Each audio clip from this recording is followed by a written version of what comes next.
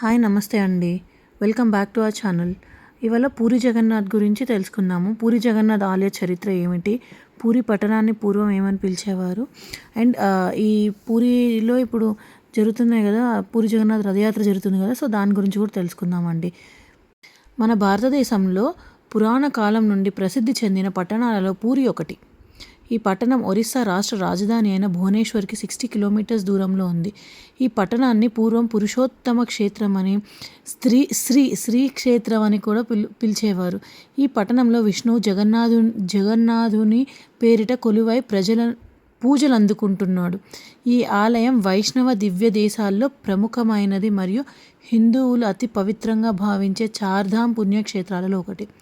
ఈ ఆలయాన్ని 1077లో కళింగ పరిపాలకుడైన అనంతవర్మ చోడగంగాదేవ ప్రారంభించగా, ఆయన మనవడైన రాజా అనంగ భీమ్దేవ్ పాలనలో పూర్తయింది. అంతకు ముందు అక్కడున్న ఆలయాన్ని ఇంద్రద్యుమ్న మహారాజు కట్టించాడని అంటారు. దీని వెనుక కథ ఉంది. ఏంటి అంటే, ఈ జగన్నాథుడు గిరిజనుల దేవుడని, నీలమాధవుడనే పేరుతో పూజలు అందుకున్నాడని స్థల పురాణం. అడవిలోని ఓ రహస్య ప్రదేశంలో ఉన్న ఈ జగన్నాథుడిని గిరిజనులు రాజైన విశ్వావసుడు పూజించేవాడట. విషయం తెలుసుకున్న ఇంద్రద్యుమ్న మహారాజు ఈ రహస్యాన్ని కనిపెట్టడానికి విద్యాపతి అనే బ్రాహ్మణ యువకుడిని అడవికి పంపుతాడు. విశ్వావసుడి కూతురైన లలితను విద్యాపతి ప్రేమించి పెళ్లాడతాడు. ఈ జగన్నాథ విగ్రహాన్ని చూపించమని పదే పదే ప్రాధేయపడుతున్న అల్లుడి విన్నపాన్ని కాదనలేని ఆ సవరరాజు అతని కళ్ళకు గంతలు కట్టి గుడి దగ్గరకు తీసుకెళతాడు. విద్యాపతి ఆ దారి తెలుసుకునేందుకు తెలివిగా తాను వెళ్ళే దారి పొడవుగా ఆవాలు జారవిడుస్తాడు. కొన్నాళ్లకవి మొలకెత్తి దారి స్పష్టంగా తెలుస్తుంది. దీంతో వెంటనే అతను ఇంద్రద్యుమ్న మహారాజుకి కబురు పెడతాడు. కలలో కనిపించిన జగన్నాథుడు. రాజు అడవికి చేరుకునేలోగా అక్కడ ఆ విగ్రహాలు మాయమవుతాయి. దీంతో ఇంద్రద్యుమ్నుడు నిరాశతో నిరాహార దీక్ష మొదలుపెట్టి అశ్వమేధ యాగం చేస్తాడు. నీలాచలం మీద ఓ ఆలయాన్ని నిర్మించి నరసింహస్వామి విగ్రహాన్ని ప్రతిష్ఠిస్తాడు. ఒకనాడు ఆయన అక్కడే నిద్రిస్తుండగా జగన్నాథుడు కలలో కనిపించి సముద్ర తీరంలో చాంకీ నది ముఖ్యద్వారానికి వేప కొయ్యలు కొట్టుకొస్తాయని, వాటితో విగ్రహాలు చేయించమని ఆదేశిస్తాడు. కొయ్యలైతే కొట్టుకొచ్చాయి, కానీ విగ్రహ నిర్మాణానికి ఎవరు ముందుకు రాలేదు. ఏం చేయాలి అని రాజు ఆలోచిస్తున్న సమయంలో దేవశిల్పి విశ్వకర్మ వికలాంగుడి రూపంలో వస్తాడు. తానొక్కడినే రహస్యంగా ఓ గదిలో విగ్రహాలను రూపకల్పన చేస్తానని, ఆ సమయంలో వచ్చి పచ్చి మంచినీళ్ళు కూడా ముట్టుకోనని, ఆ 21 రోజులు అటువైపు ఎవరూ రాకూడదని, తన పనికి ఆటంకం కలగకూడదని షరతు విధిస్తాడు. రాజు అంగీకరిస్తాడు. రోజులు గడుస్తున్నా గదిలోంచి ఎటువంటి శబ్దమూ రాదు. దాంతో రాణి గుండీచాదేవి తొందర పెట్టడంతో గడువు పూర్తి కాకుండానే రాజు తలుపు తెరుస్తాడు. శిల్పి కనిపించాడు. చేతులు కాళ్ళు లేని సొగం చెక్కిన విగ్రహాలు మాత్రం దర్శనమిస్తాయి. పశ్చాత్తాపంతో రాజు బ్రహ్మదేవుణ్ణి ప్రార్థిస్తాడు. చతుర్ముఖుడు ప్రత్యక్షమై ఇక మీదట అదే రూపంలో విగ్రహాలు పూజలు అందుకుంటాయని ఆనతిస్తాడు. తానే స్వయంగా వాటిని ప్రాణప్రతిష్ఠ చేశారు. అందుకే పూరి ఆలయంలోని విగ్రహాలకు అభయహస్తం, వరదహస్తం కనిపించవు. చతుర్దశ భువనాలను వీక్షించడానికి అన్నట్లు ఇంతింత కళ్ళు మాత్రం ఉంటాయి. దేశంలో ఎక్కడా లేని విధంగా పూజలు అందుకుంటున్న ఇక్కడి ఈ దారు దేవతా మూర్తులు 8 నుండి 12 లేదా 19 సంవత్సరాలకు ఒకసారి మార్చి నూతన దేవతా మూర్తులను ప్రతిష్ఠించుతూ ఉంటారు. దీనిని నవకళేబర ఉత్సవంగా నిర్వహిస్తారు. ఈ ఆలయ ఆధ్వర్యంలో జరిగే ఉత్సవాలన్నింటికల్లా ముఖ్యమైనది జగన్నాథ రథయాత్ర. జగన్నాథ రథయాత్రగా పిలువబడే ఈ రథయాత్రలో లక్షలాది మంది భక్తులు పాల్గొంటారు. సాధారణంగా ఏ హిందూ ఆలయంలోనైనా సరే ఊరేగింపు నిమిత్తం మూల విరాట్టును కదిలించరు. అందుకు ఉత్సవ విగ్రహాలు ఉంటాయి. అలాగే ఊరేగింపు సేవలో ఏటా ఒకే రథాన్ని వినియోగించడం అన్ని చోట్ల చూసేదే. ఈ సాంప్రదాయాలన్నిటికీ మినహాయింపు ఒడిశాలోని ఈ పూరి జగన్నాథ స్వామి ఆలయం. బలభద్ర సుభద్రులతో సహా ఆ ఆలయంలో కొలువైన జగన్నాథుడిని ఏడాదికోసారి గుడిలోంచి బయటికి తీసుకొచ్చి భక్తులు కనువిందు చేస్తారు. ఊరేగించేందుకు ఏటా కొత్త రథాలను నిర్మిస్తారు. అందుకే ఈ జగన్నాథ రథయాత్రను అత్యంత అపురూపంగా భావిస్తారు భక్తులు. ఈ ఉత్సవం ప్రతి సంవత్సరం ఆషాఢ శుద్ధ విదియ రోజు ప్రారంభమై 3 కిలోమీటర్ల దూరంలోని గుండీచా ఆలయం వరకు సాగుతుంది. ఆ తర్వాత సుభద్ర బలభద్ర సమేత జగన్నాథుని ఉత్సవమూర్తులు బహుదా యాత్ర పేరిట తిరిగి పూరి ఆలయానికి చేరటంతో ముగుస్తుంది. ఇది 12 రోజుల పాటు జరుగుతుంది. ఈ యాత్రకి 2 నెలల ముందు నుంచే దీనికి సంబంధించిన ఏర్పాట్లు మొదలవుతాయి.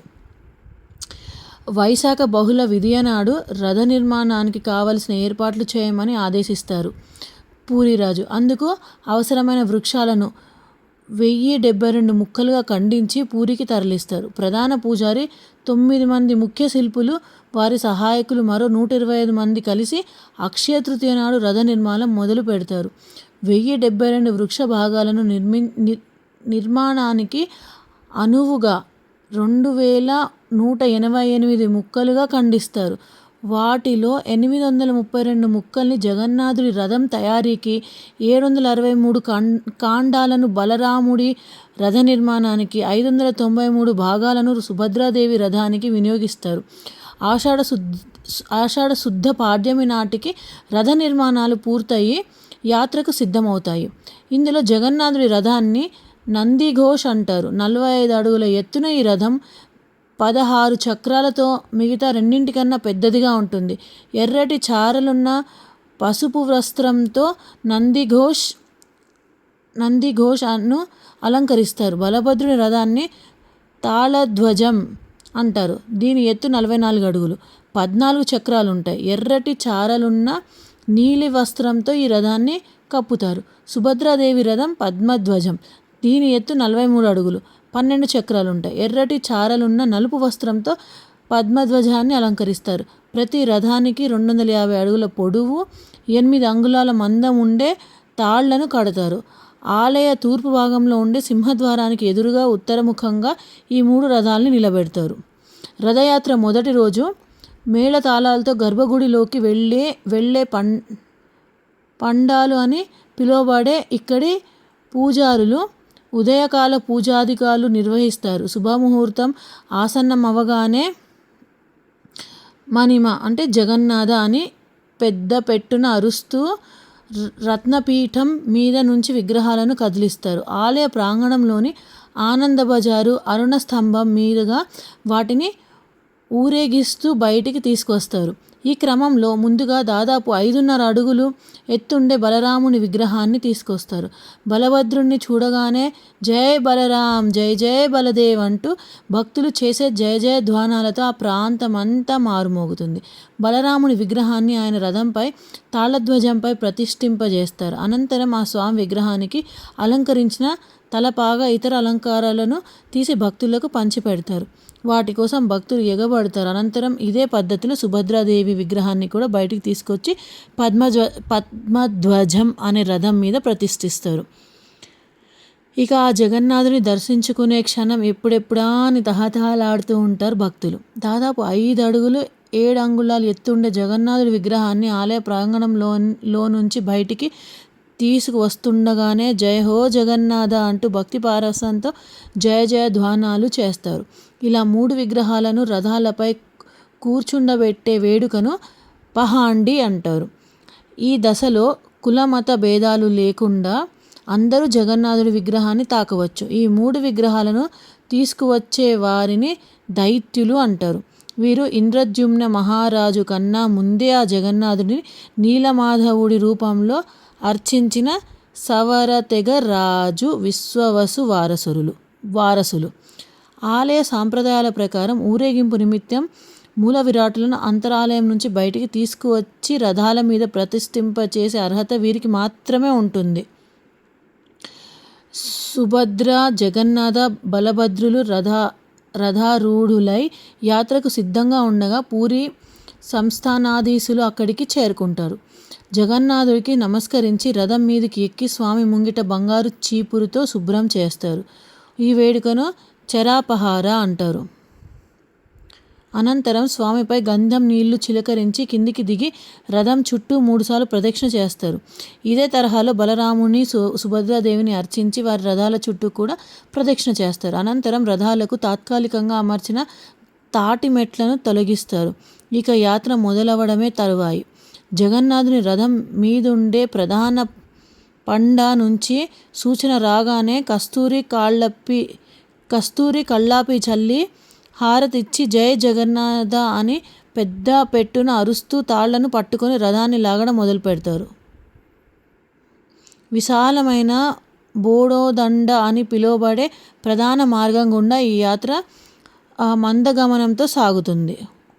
లక్షలాది భక్తజనం నడుమ జగన్నాథుని రథం అంగుళం చొప్పున చాలా నెమ్మదిగా కదులుతుంది. దీన్నే ఘోష్ యాత్ర అంటారు. భక్తులు తొక్కిసలాటలో చక్రాల కింద ఎవరైనా పడినా, దారిలో ఏ దుకాణమో అడ్డు వచ్చిన రథం వెనకడుగు వేసే ప్రసక్తే ఉండదు. అడ్డొచ్చిన దుకాణాలను కూలగొట్టైనా సరే ముందుకే నడిపిస్తారు. ఈ యాత్ర ఎంత నెమ్మదిగా సాగుతుందంటే జగన్నాథుడి గుడి నుంచి కేవలం 3 మైళ్ళు దూరంలో ఉండే గుండీచా గుడికి చేరుకోవడానికి దాదాపు 12 గంటల సమయం పడుతుంది. గుండీచా ఆలయానికి చేరుకున్నాక ఆ రాత్రి బయట రథాల్లోనే మూల విరాట్లకు విశ్రాంతినిస్తారు. మర్నాడు ఉదయం మేళతాళాలతో గుడిలోకి తీసుకెళ్తారు. వారం రోజుల పాటు గుండీచాదేవి ఆతిథ్యం స్వీకరించిన అనంతరం దశమి నాడు తిరుగు ప్రయాణం మొదలవుతుంది. దీన్ని బహుదా యాత్ర అని అంటారు. ఆ రోజు మధ్యాహ్నానికి 3 రథాలు జగన్నాథ్ ఆలయానికి చేరుకొని గుడి బయటే ఉంటాయి. మర్నాడు ఏకాదశి నాడు స్వామివార్లను బంగారు ఆభరణాలతో అలంకరిస్తారు. సునావేశగా వ్యవహరించే ఈ వేడుకను చూసేందుకు బార్లు తీరుతారు భక్తులు. ద్వాదశి నాడు విగ్రహాలను మళ్ళీ గర్భగుడిలోకి రత్నసింహాసనంపై అలంకరించడంతో యాత్ర పూర్తయినట్లే. యాత్ర పేరిట 10 రోజులుగా స్వామి లేని ఆలయం నూతన జవజీవాలు పుంజుకొని కొత్త కళ సంతరించుకుంటుంది. ఇలాంటి ఎన్నో విశిష్టతలు, భిన్న సంస్కృతులు, సాంప్రదాయాలు కలిసిన ఈ పూరి జగన్నాథుని ఆలయాన్ని ఏటా ఎన్నో లక్షల మంది సందర్శిస్తారు. ఇదండి పూరి జగన్నాథుడి గురించి, ఆ ఊరి గురించి, అది ఎలా జరుగుతుంది ఆ రథయాత్ర అనే దాని గురించి నేను తెలుసుకున్నది మీకు మీతో షేర్ చేసుకుంటున్నాను.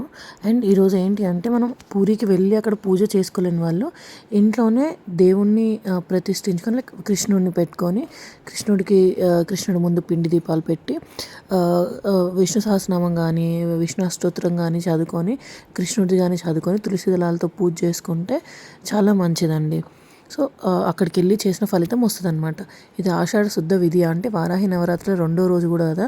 సో మనము అమ్మవారిని పెట్టుకొని పూజ చేసుకుంటున్నాము. అదేవిధంగా నిత్యం పూజ చేసుకుంటాం కదా, అందులో నిత్య దీపారాధన చేసే చోటు దేవుడి గదిలోనే కృష్ణుని పెట్టుకొని మనము ఇట్లా తులసి దళాలతో పూజ చేసుకుంటే చాలా మంచిది.